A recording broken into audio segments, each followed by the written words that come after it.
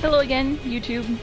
This is the start of episode 2 of my fond remembrances slash critical eye examination of Final Fantasy X. I'm using the PlayStation 4 remastered version, so some of the things I will talk about are how things have changed, but I basically just want to talk about I basically want to replay one of my favorite games and talk about it as I go. So here we go. Almost done with this. What are you laughing at, old man? This All intro right, to the let's get game. out of here. We're expected. Huh? Give me a break, man. I love this. Orange just like, come! No explanations, let's go.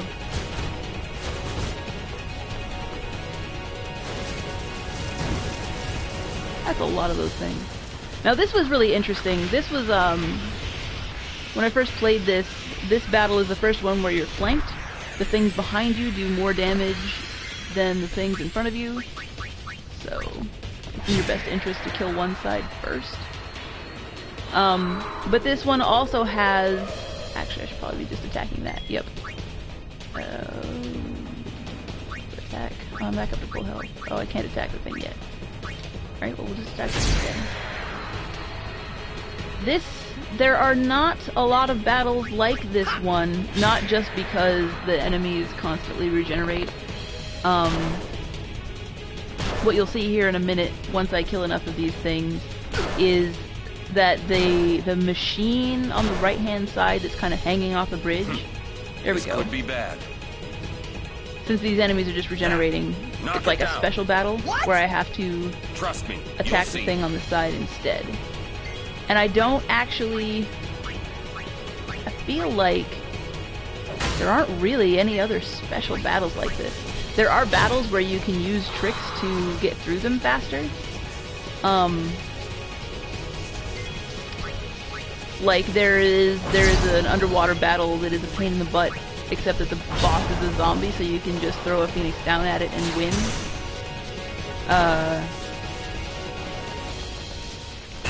But stuff like this is not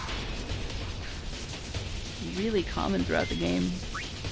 The battle system, I feel, is really interesting, but in terms of how it actually came out, I feel like it's one of the weaker aspects of the game. This game has my favorite story of all the Final Fantasy games, hands down, and probably of almost any game I've played, not any game. I love the story, but the battle system, I mean, it's alright. This is not my favorite, which I'll get it more into later. Jump! If I'm not mistaken, when they upgraded the graphics in this, they basically more or less just upgraded the textures and left the models and animations alone. And these are pretty much exactly as I remember them. It's possible that they actually re-rendered them with in a higher resolution, but they must have. But aside from that, they seem unchanged. Now this is really neat, because you don't see anything like this anywhere else, and he's talking to this weird thing over your head. Like, when you're playing this game for the first time, it's like, what's going on here? He's just letting the kid hang off of this thing, which is rising up anyway? It's so weird, and he picks him up by the collar like that. This is your story. There's more of it being tied to the story. It's just such a strange ending to this segment of the game. You don't know what's going on. Orin's just like, everything starts now and I'm gonna get sucked into this weird thing. And that's where the demo ended, by the way. The demo that I got from whatever magazine that I mentioned in the first episode. The demo was the beginning of the game all the way from then until this, and then it just ended. Hey! So when I was replaying the game, when I first got the game and was actually playing, this was the first new thing I saw. And this is kind of an interesting scene in and of itself. Like, it's very Dreamscape-like, because I'm swimming in midair over Zanarkand, and, you know, like, I'm literally swimming through the air. And I can go down. Can I? Oh no. there's no such thing as changing camera angles in this game, which is unfortunate. There's the direction I'm supposed to go. But they've also got this neat camera effect where everything is just bending, very much like underwater. Just not actually underwater. I love that effect where eject changes to the kid. I thought about a lot of things. Like where I was, what I got myself into. I started to feel lightheaded, and then sleepy. I think I had a dream of being alone. I wanted someone, anyone beside me, so I didn't have to feel alone anymore. It's not often in games that the characters have a chance to inner monologue like he's doing here. Like, generally in games, that's just not what you do. I think the fact that it is retrospective for a good chunk of the game, where the character is telling you the story, allows it to show, Anybody there? like, I mean, the comments he's making are from a farther point in time. He's more mature, he's more experienced, he's wiser, and so he's commenting on the things that happened from that perspective. So it's kind of, it has the effect of being kind of an inner monologue, but it's also very reflective. So you get a lot of, oh wow, that's really pretty in this version. Totally distracted. You kind of get to see him examining his own vulnerabilities in the kind of way that is generally reserved for things like books. And, I mean, there are a lot of games for which that wouldn't work. Oh, Albed Sphere that I can't read yet. There are a lot of games for which that wouldn't work, but in this one it does, and it does so because of the way the story is told. Because for the first, I think it is 2/3 of it, the main character is being very retrospective. He's telling you the story to catch you up on what's going on, back to that scene at the beginning with everyone around the fire. And it kind of helps tease the mystery of everything that's going on. Also, now, like, you get sucked up into that am I missing any treasure? I feel like there's something over here besides the shiny thing. But anyway, you wake up after getting sucked into a weird thing after your hometown has been destroyed in the middle of your big blitzball game, and like, you're just completely lost. The character's lost, you're lost. And that makes this one of those cases where, yeah, and I can't read this because I don't yet have any, Albed tomes yet. And I can't just read this. Macalania, I can't just read this What offhand. do we have here? Nope, can't read it. But it also serves the function, and anyway, getting whisked away to this, I have lost my eloquence. Words. The fact that your main character starts out in one environment, in one setting, with in the Zanarkand setting as a famous blitzball player, and then the city gets wrecked and you get sucked off into this place you don't understand, lets them introduce the setting to the player without relying on amnesia. The main character can be clueless because he also is he doesn't know what's going on either. For in his case, the world is... Oh. I keep forgetting that when I go to save, it turns off the microphone. So I don't actually know where that cut off. I'm going to have to get used to that. What I was saying is that by setting it up... I'm really confused. Okay. I accidentally triggered going backwards. Alright, I apologize if any of this is repeated. I'm sure some of it will be.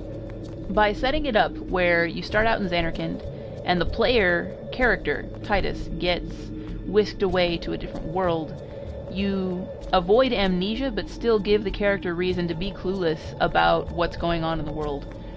One thing that's interesting is that, unlike, say, Avernum, where in Avernum there's basically an underground... Like, the overworld there's a huge underground cave system, which is Avernum, and the overworld is controlled by a tyrannical empire. But said tyrannical empire, if they decide they don't like you, they throw you down in Avernum, whether you like it or not. And so Avernum has developed its own society, completely different from the surface, because their challenges for survival are different. There were denizens, like sentient denizens of Avernum before humans started getting thrown down there, so there's conflicts with them. The humans of Avernum still get some supplies and stuff from the empire above. So there are still connections to the outside. There are still agents of that empire kind of watching things down below to make sure the people down there stay in their place. But the average citizen of Avernum just kind of lives on whatever scraps come from above and whatever they can scrounge up down below. So they have wizards who just focus all their time on coming up with new kinds of mushrooms that will hopefully taste better than the old kinds and be farmable. So in that case, although you're not leaving the world you grew up in, the game starts with the main character just being in a new world and having to learn things that are going on. And so that really works for teaching the player about this setting as well. In this case, what's going on here? Oh, right, I forgot about that. In Final Fantasy X's case, they kind of do the same thing. Your main character is taken out of the setting that he knows and understands and placed in a different one, but rather than being a completely I guess Avernum's setting's not completely different from a complete shift from Overworld to something completely different. I would say it's more different than this. In this case, he's shifted in, as the game will tell us soon after, shifted in time. And now that he's in what I call modern day Spira, the main character here is gonna find out soon that Zanarkand was destroyed 1,000 years ago, not just yesterday or however long he feels like he's been asleep. And in that time, right, since Zanarkand was destroyed, sin has become a serious problem. He's no longer a famous football player. That's a personal consequence, but one that is going to have an effect on his life, as well as learning how people have come to live within. Zanarkand was the Zanarkand that Titus comes from, that he remembers vividly, was a place where you had high-rises and electricity and all kinds of technology going on. But as we'll see soon, Spira of modern day really isn't like that. And that's a really interesting way to sort of make it so that you can introduce the player to the world without relying on amnesia.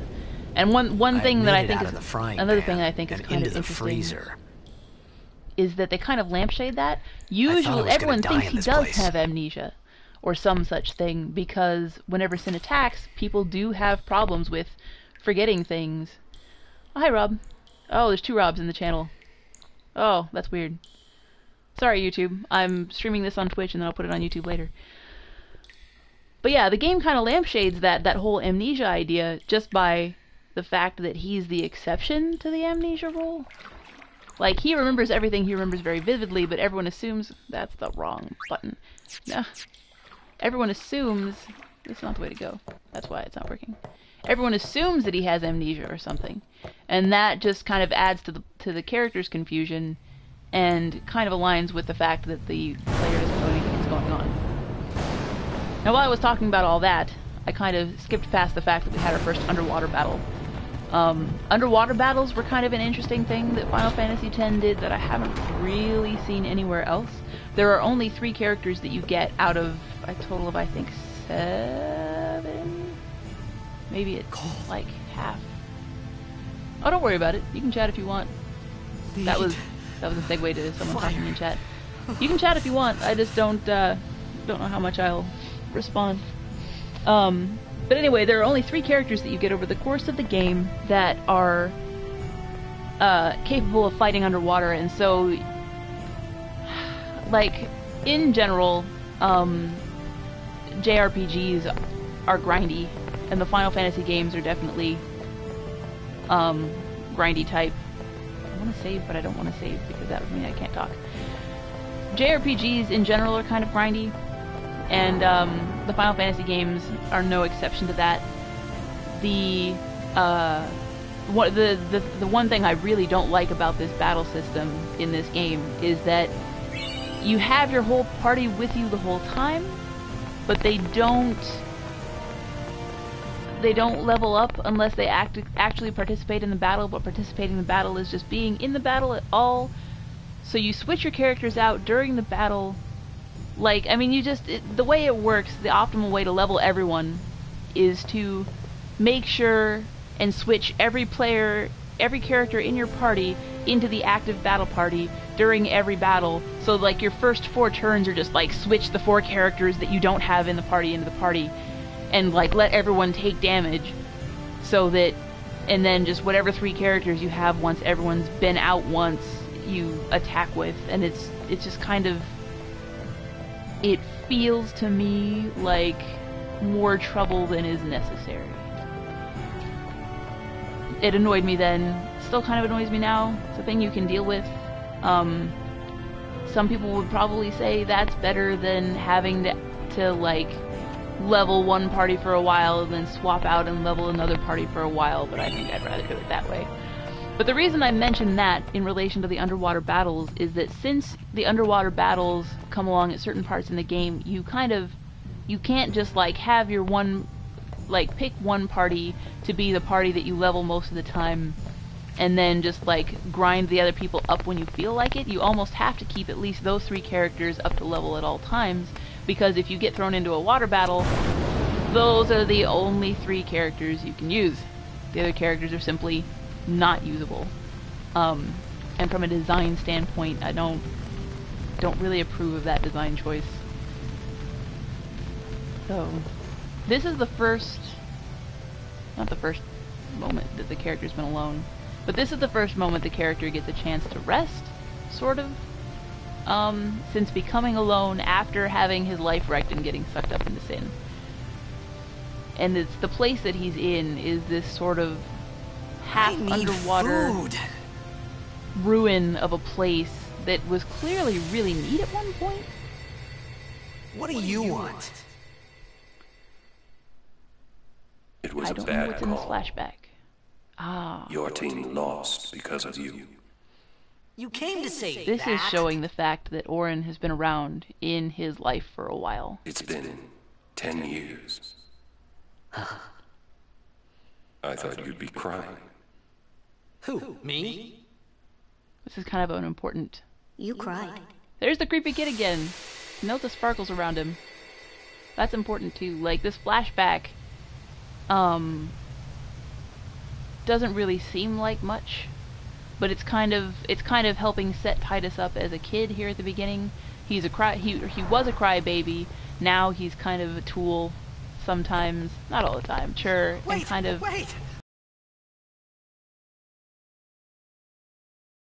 high on his own self-importance. Just hold on. I'll get more wood. I should have saved.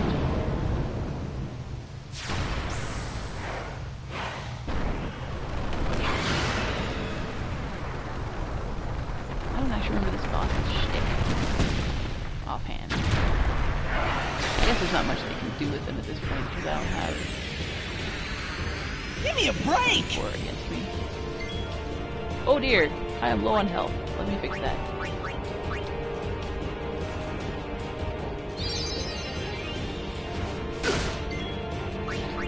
Bam.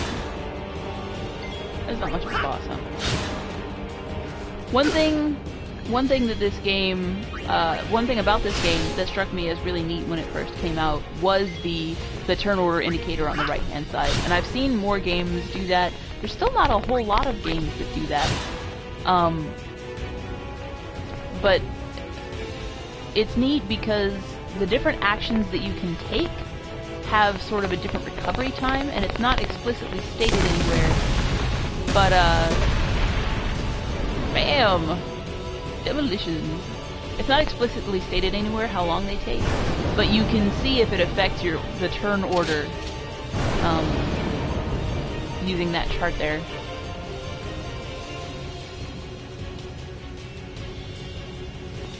I don't really know what to say about her here. Like, I have mixed feelings about this character, Riku. On one hand, her voice actor, the voice actor from Bubbles, for Powerpuff Girls, which is neat. But You on my side? Cool. Yeah, I don't know how I feel about her personality. Grenades, blah blah blah. They're quite useful, actually. Bam. She's the thief of the party, which I don't know. In Final Fantasy games, I've never been too happy with thieves, like stealing. Depending on which Final Fantasy game you're in, sometimes when there's nothing left to steal, it'll say there's nothing left to steal. Other times it's just like couldn't steal anything, and I think this is one of the ones where it just couldn't steal anything. So you don't know if you couldn't steal anything because there was nothing to steal, or if you couldn't steal. That's not what I meant to do. Or if you couldn't steal anything because you just didn't luck out that time. Not really a big deal. Special use grenades. Use all the grenades. Bam. Overkill. Should have just smacked it. Whatever.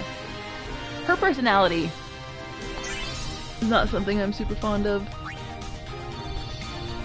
But that's okay. She is a member of a non-dominant people in the world, which is a thing that at the time when I first played this, I didn't really think about twice. That was close. But now it's kind of like, it would have been nice if they'd explored the Al Bhed more. Because the Al Bhed are, let me go. like, feared, maybe. They're not really liked by most of the people you interact with in the game. But everyone kind of has this, this common enemy, Sin, and they're not working together. The reason for it is that the Al Bhed are still like, yeah, technology is cool, but the rest of the people are like, no, technology is why Sin came in the first place. It's punishing us for getting too technological. Kuno. That's sorry. I remember that. Kuno is sorry. It's just a simple, what's the word? Cryptogram. It's a cryptogram. All the vowels are swapped for other vowels, all the consonants are swapped for other consonants. I used to be a lot better at reading what they were saying, because I was always too lazy to get the actual, to go find all the books, so that the game would just translate everything for me. But, yes, the Al Bhed, like the Yevonites, the people who follow the Yevon religion, believe that Sin came along because man got too uppity with his technology and didn't and God's like, no. Whereas the Al Bhed don't feel that way, and so there is some tension there, which they talk about occasionally. And if I remember correctly, I think Yuna, the female lead of the game, is half Al Bhed, which is why she has the two-colored eyes. She's got one green eye and one blue eye. But they never really go too far into it. Right, whatever. Right, whatever. I don't know why they had this whole blessing scene, except maybe for purposes of laughter. He said you can stay if you make yourself useful. You understand me? All right, I'll work. Now this scene takes place at night, clearly. But it's still very different from the Zanarkand sort of night. Like the Zanarkand night was a darker night that had a lot of it was a darker night with a lot of lights. Like it was it felt darker in some ways it had more vibrant colors. This is just kind of a dull. They're on this ship that they've made on the ocean in the middle of the night. So even though it is still dark like Zanarkand, Zanarkand has its own feel, and if I'm not mistaken, it kind of keeps its own feel for the whole of the game. Like, you never quite get the same sorts of colors and stuff that Zanarkand had. Zanarkand just, it always feels separate from modern day Spira. And with that, I'm going to end episode 2. Time to save.